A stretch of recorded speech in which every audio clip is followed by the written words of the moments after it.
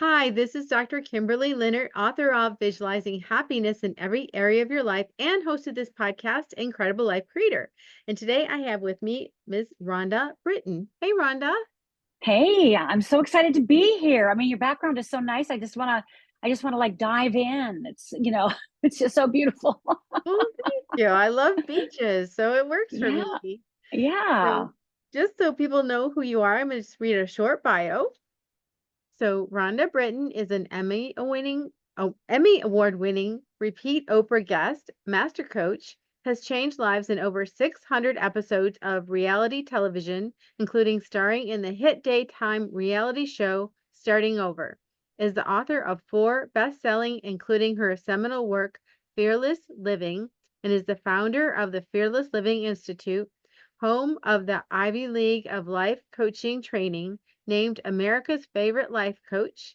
She brings the neuroscience of fear down to earth, giving you a path out of not being good enough using the wheels technology she developed that saved her own life.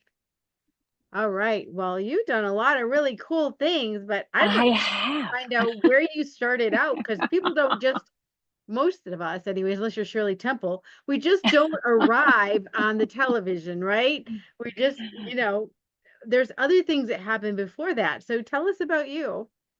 Well, I'll just tell you the thing, because I believe that the worst day of our lives actually are the seeds for our greatest days, and our willingness to accept and to embrace and to integrate those bad days, those horrible days, those things, those days we'd like to forget, allow us to truly express who we're meant to be. Because so many of us don't want anyone to know about our bad days, right? They don't want us to know about anything that we used to do that we are not proud of, right? But every secret stops us from blossoming. So I'm going to tell you about the worst day of my life so that you got all the secrets right now. So it was when I was 14 years old, and I grew up in a little tiny town in Upper Michigan, 365 inches of snow a year. So there was no beach except Lake Superior with some rocks on it. And we grew up in this little tiny town. And me and my mom and my 2 sisters and me lived together. And my father had just left the house because my parents were in the middle of a divorce. And today was Father's Day. So my dad was coming over to take us out to the fancy Sunday brunch. Now, there's 5 of us. We never went out to eat. So this was a big deal because we only had the Douglas Fancy House Hotel and Big Boy. That's all we had. So my mom's in her bedroom, she's fluffing up her beehive hairdo and she's putting on her rose-colored lipstick and my dad, I can hear him coming in the back door. Come on, come on. I can hear him yelling at my sisters in the bathroom because we only have one bathroom with all of us. So they're fighting it out. So my mom and I start walking out towards my dad. And as we're about to go out the door, my dad once again yells, "Come on, let's go." And my dad, my mother, and I walk out. My sisters are trailing behind us, and it starts to rain. And so my father says he's got to get his coat from the car. Now, this coat was a really hip coat. It was a tan Naugahyde leisure suit coat. And back then, that was the cat's meow. So my father opened up his trunk to get this fancy coat.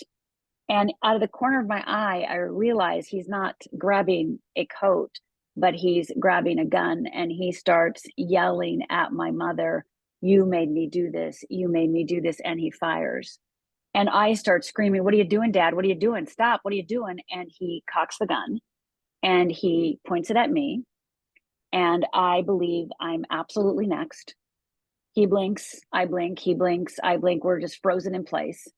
And my mother, with her last breath, literally screams out, "No, don't." And my father, realizing my mother's still alive, takes the bullet intended for me and shoots my mother a second time.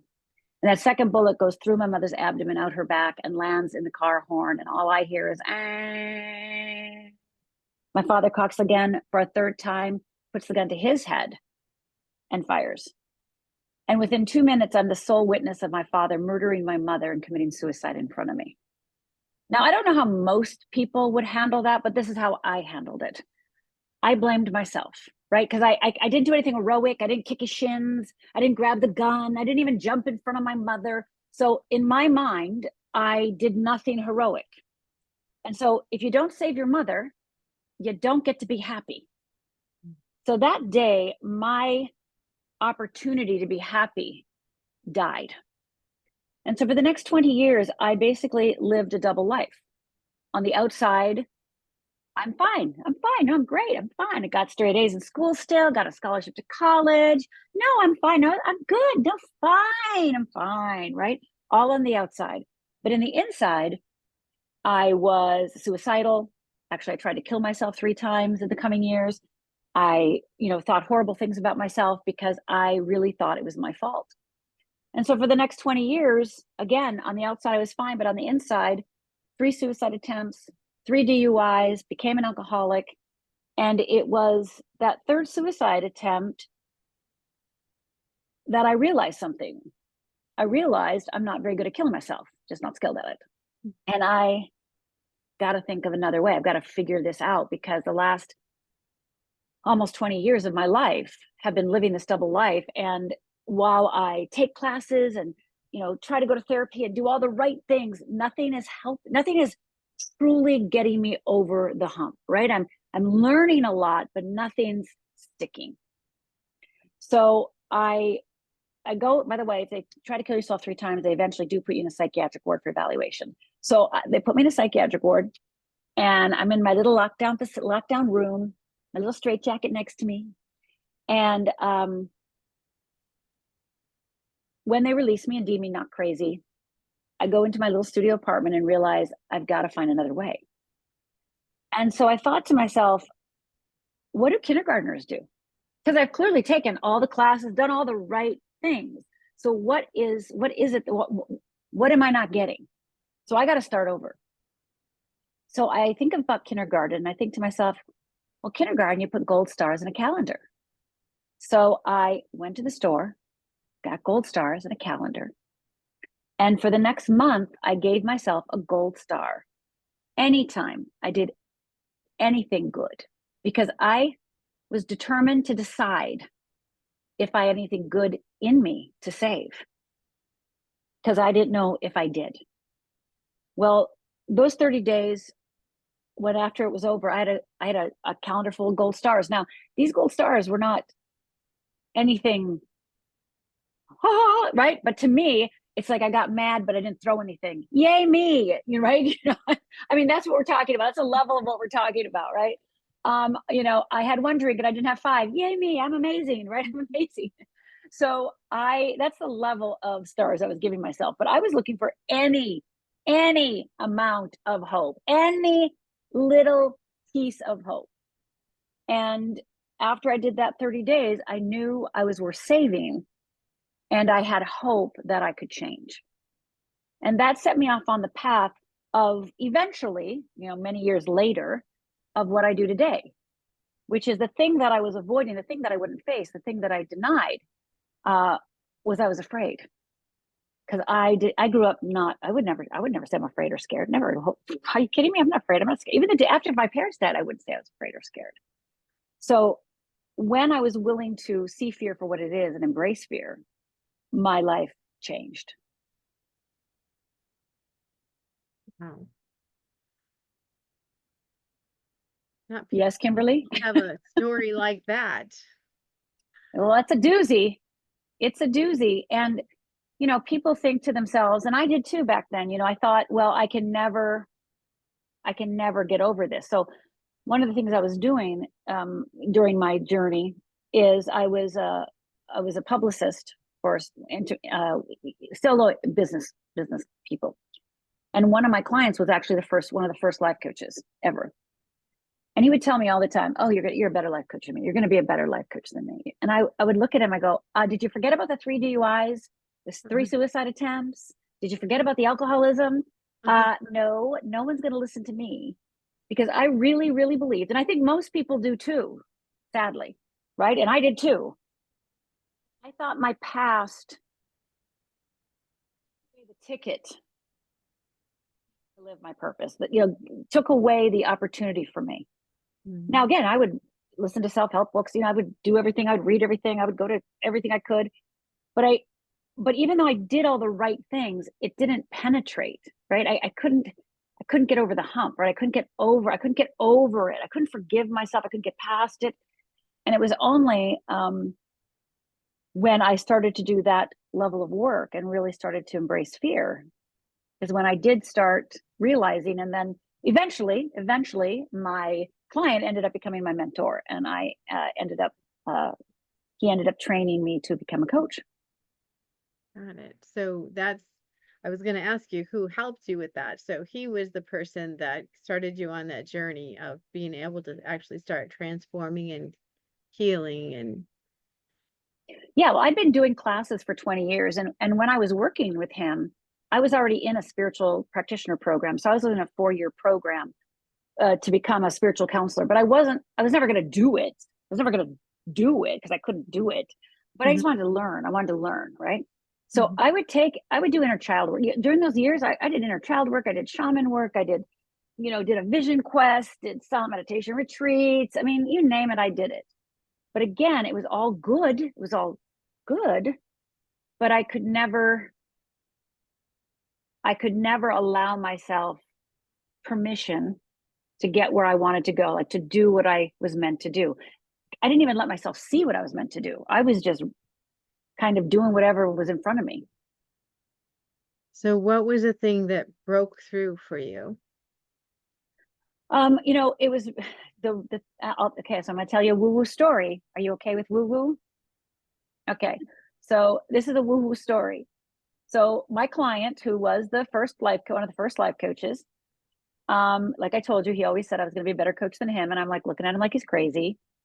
And one day we're at his office, and I'm sitting on the couch, and he's by the board, and we're brainstorming new ideas for his workshops. So I helped him, public speak. I helped him develop workshops. I helped him build packages. I don't know how I knew how to do this, by the way, but I did. Somehow I knew. So we're brainstorming a workshop coming up. And okay, here comes the woo-woo part.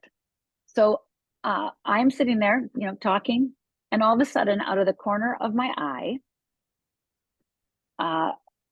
a cloud comes out, a book comes out, and goes like this. Right? And then it shut, slam shut, right? Cloud.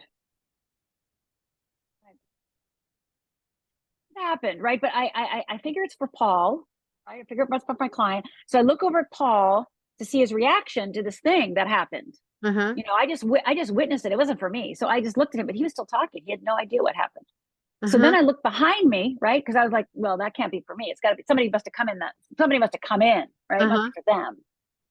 And then I realized that Paul wasn't, I was the only one in the room, and it was for me. And when it downloaded, it gave me every answer to every question I've ever asked. Now, thank God I was in the practitioner program, because the next day I had an appointment with my minister, and I ran there and told her all what happened. I was like, because what came with that message of all the answers to all my questions was also the message that now you must go out and you must go now out to the world, and you must share this information, right? And remember, I'm not gonna be a life coach. I suck, right? I had the 3 suicide attempts, 3 DUIs. I mean, I can't do that. I was an alcoholic. I was an alcoholic, so I couldn't do that. So I go to my minister, tell her, and she goes, "Oh, you got the call." Wow. I got the call. No, I have to go. I got to go finish my bachelor's. I left with 3 classes. Then I got to get a master's. Then I got to get my PhD, and then I got to write a book. It'll be 7 years. Then I'll do it. No, if you got the call, you're ready now. No, you didn't hear me. I gotta finish my bachelor's, and I gotta go get my master's, and I gotta go get my PhD, and then I gotta write a book, and then I'll be ready. And she just kept saying, "You're ready now. You wouldn't have gotten the call if you weren't ready." So it took me about 6 to 8 months before I was even willing to contemplate that I had the right or that this was for me. It took a lot of, I couldn't believe it, right? I couldn't believe it. I couldn't reconcile getting this message and then my past, right? I couldn't reconcile the call with the past. And it took some work with my minister, with my client and the other things I was doing to help myself. And eventually I had a friend of mine who, Lisa, my first client, which I didn't know she was my first client yet. I was trying to enroll her in Paul's class, right? I was like, hey, come and, Paul created this really great class. Come and take this class. He's really amazing. Mm-hmm. And she looked at me and she goes, well, why don't you coach me? And I was like, no, I can't do that. Uh-huh. And she goes, yeah, I want you to be my coach. I'm like, I was literally like, no, you're crazy. You got to go to Uh-huh. Paul's class. And again, eventually I said yes. And then Lisa became my first client. She's still with me. She's a certified fearless living coach. Mm-hmm. And I would be with Paul. I'd have a session with Lisa, and then I'd run to Paul's and go, she said this, I said that, she said this, I said that, she said this, I said this. What do I do? Right. And then I would go back, right? And then it would be the same thing. And then after, I don't know how many months, maybe 6 months, 8 months, I really started to realize I actually knew what to do. Mm-hmm. So from there, about 6 months into my business, like me solo coaching, Mm-hmm. but about 6 months in, I went from having 2 people I was coaching to 20. And ever since then, I've been a full-time coach. Then wrote my book, then got on TV, and then, et cetera, et cetera, et cetera. Wow. So what's the journey to getting on TV? Because not everyone gets on TV. Well, that's a great question. So, people say, well, you have to see it before, can manifest it, right? You have to see it. Well, I never saw a thing in my future. So no, that's not true. You don't have to see it. There was no reality television with a coach on it to change lives. Didn't exist, right? So not going to see that one, right? So first of all, Lisa, my client again, she's like, oh, I want you to come in and teach the people who, she was a manager for actors. She goes, I want you to teach my actors how to, manage their fear on auditions. And I'm like, Mm-hmm. I don't teach. I'm just doing one-on-one coaching now. Like, this is already out of the box. Right? And you're like crazy, right? And so I said, I'll teach you how to do it. So I really tried for like a month to get her to get enough to go and talk to them. Well, after a month, it was clear she wasn't getting it. So I my first client, I said, okay, I'll do it, but only once. I'm only going to do it one time. I'm going to do it one time. She's like, okay. So she has 4 clients come. So it's 4 people in a little tiny room. Mm-hmm. And I was an actress earlier. So I was an actress earlier in my days. And when I was younger. And so when I stood up in front of these 4 people, after about, I don't know, 20 minutes, maybe, I was like, why, this is fun. This is great. This is amazing. So I decided after that day, I gotta have workshops, right? Mm-hmm. And so I started having workshops at my home, like it started off, once every quarter, but then I started doing once a month. And then I said, oh my God, I got to start speaking if I want to fill my workshops. So I got to start speaking. So then I started speaking. Mm-hmm. And then when I started speaking and teaching, people would be like, oh, you got to write a book because I want to send it to my cousin, right? And I'd be like, then I wrote a book. Mm-hmm. And I was on my book tour that I was in England. And my book sold in 16 languages really fast. And I went on a book tour all through the United States. I went through a book tour all through the United Kingdom and all through Australia.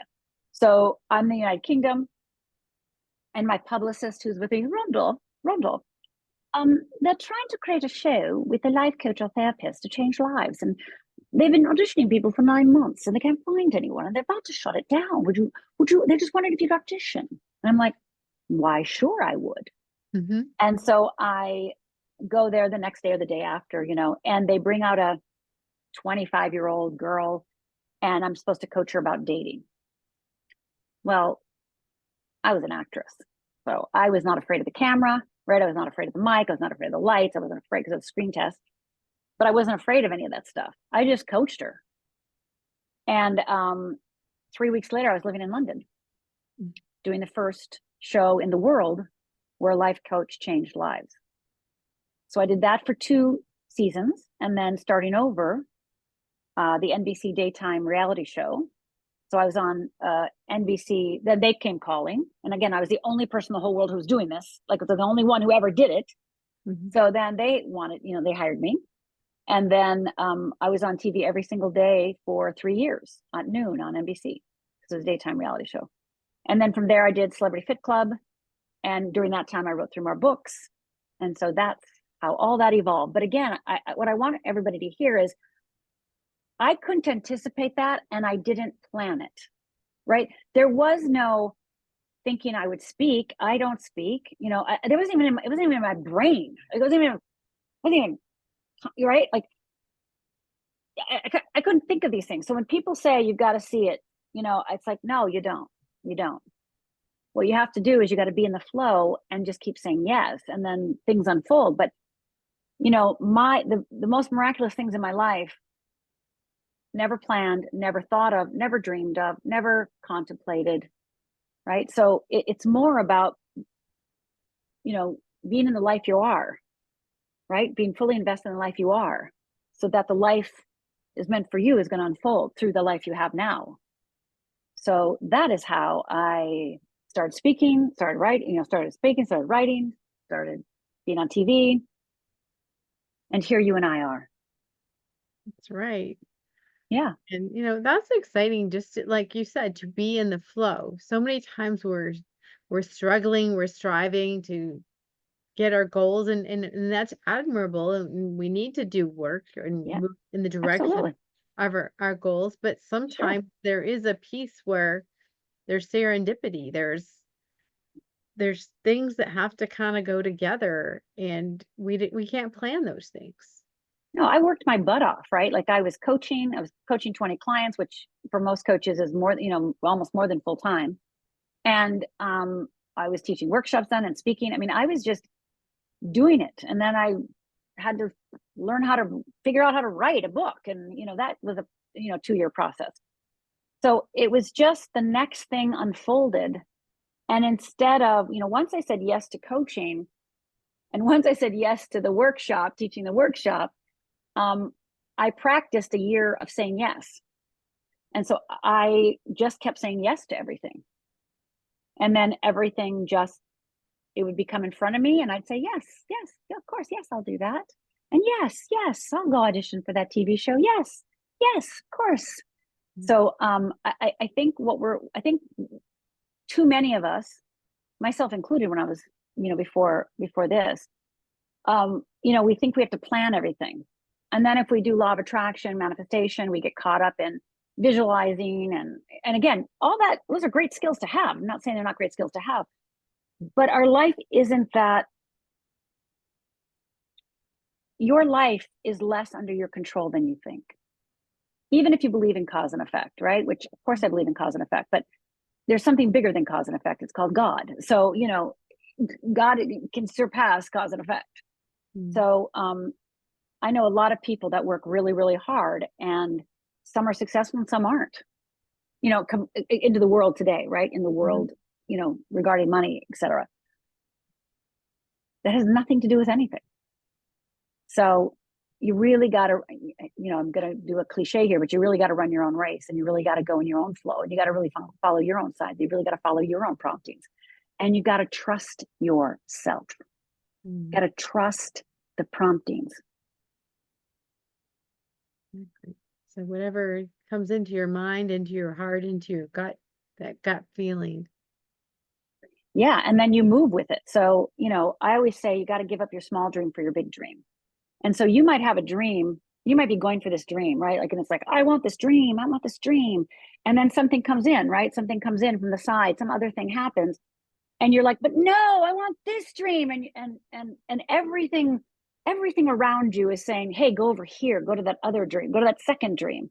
And we get so attached, like, I'm a failure if I don't make the first dream happen. I'm a loser if I don't make the first dream happen. I gotta make it happen. It's like, well, no, that dream was only meant to get you here so you could actually see the other dream. So jump on over to that dream, because that dream is really going to take you where you need to go.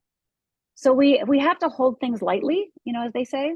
And we've got to really trust ourselves and follow the flow of our lives. And, that's where fear comes in. Fear makes us doubt. Fear makes us procrastinate. Fear makes us get into perfectionism.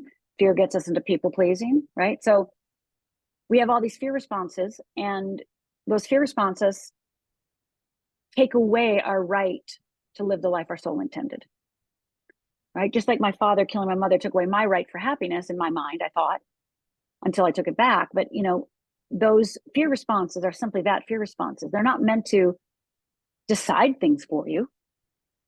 That's not meant to decide your life for you. Mm-hmm. So it's really about, do you trust your decisions? Do you trust yourself? Do you trust? It's a tough one for many people. Mm-hmm. Exactly. So how do we live fearlessly? Ooh, that's a good question. So, I think the first thing that is really important to recognize or to admit, right? For me, remember, I wouldn't admit I was afraid because I grew up in the Midwest. I'm Finnish. Finnish people don't get afraid. We don't feel, we just, kind of just go along, our foot, I always make a joke. Like if my arm was broken and I came home, my mother would say, go wash the dishes. Right. Cause it's like, who cares about your broken arm? Let's just get going. Right. Don't be such a wimp. So, that was my house. Like, just get going.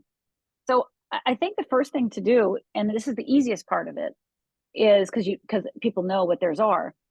I actually ask my clients to start listing their fear responses. So what do I mean by that? Well, you know what? I'll give a little quiz. Do you mind if I give a little quiz? Yeah. Okay, great. I'm going to give a little quiz.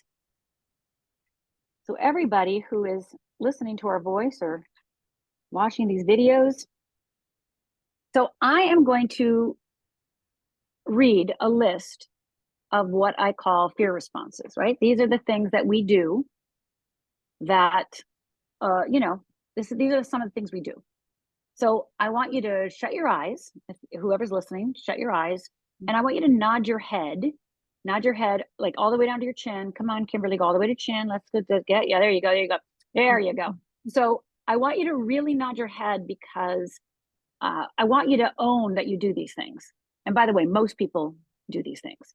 So if you do something or feel one of these, please nod your head. Do you ever deny yourself?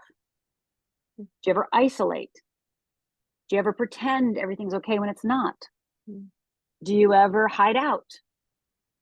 Do you ever whine? Do you ever settle? Do you get caught in comparison mind? Do you manipulate secretly? Do you get defensive? Do you judge? Do you complain? What about procrastination? Worry? Ever feel like you're struggling? Do you feel like you got to control things? What about wait and call it patience? Blame?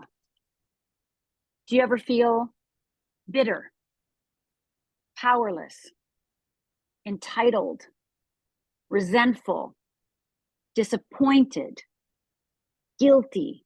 Do you ever feel irritated like now?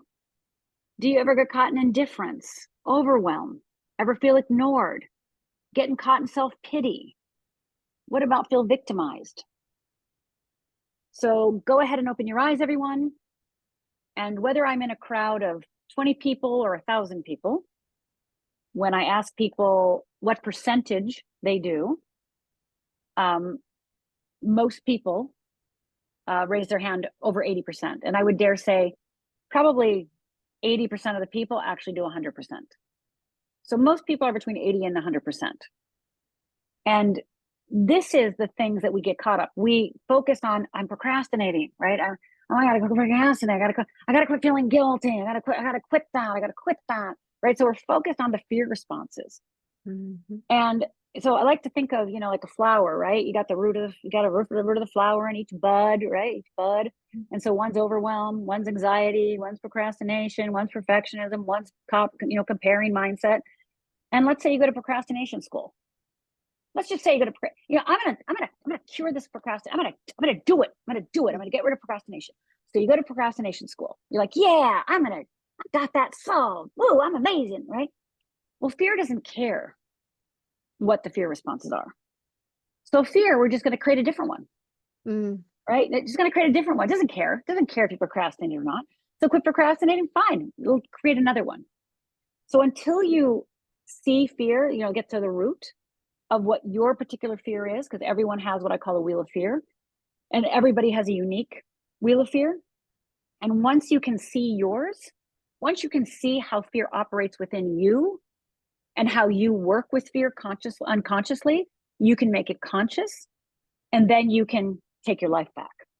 And you won't be tricked by that guilt, and you won't be tricked by that procrastination. You won't be tricked by that anxiety and overwhelm. Instead, you'll be able to move to what I call the wheel of freedom. So fear response is a great place to start. The ones I just read off, just even just starting to notice when you do those things consciously, and just write them on a piece of paper and just keep track of how often you do them. And then, grab my book, come to Fearless Living, take the Fearless Living Transformation Program, right? Like get your wheels. And the number one thing that I hear when people get their wheels, the common thing I hear over and over again is, my life makes complete sense. I know why I went to college, didn't go to college, got married, got divorced, didn't get married, right? Like my life makes sense. And regret disappears, guilt disappears, forgiveness, right? So all these things that we don't believe we have a right to do, we don't have permission, we don't get that. We don't get that, go pass card. Because you see it through the eyes of fear, and you can literally watch your life unfold, because that's what happens to people. They just go, blah, blah, blah, their life unfolds, and they're like, oh my God, I see it all.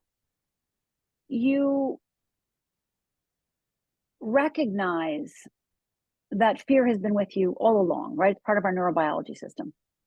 So it's with us no matter what. So instead of letting it run us, why don't we become partners with it and jump on our wheel of freedom? Sounds wonderful. It is. Really wonderful. So if people wanted to get your book or connect with you, where do they find you? Well, fearlessliving.org, fearlessliving.org. And you go up to the top of the thing right there, and it says resources. Click on books, and you can find all my books. I've got 4 books. I just finished writing my 5th one just recently. I've got some books for coaches and therapists and wellness practitioners who work with clients. So I have some books for them.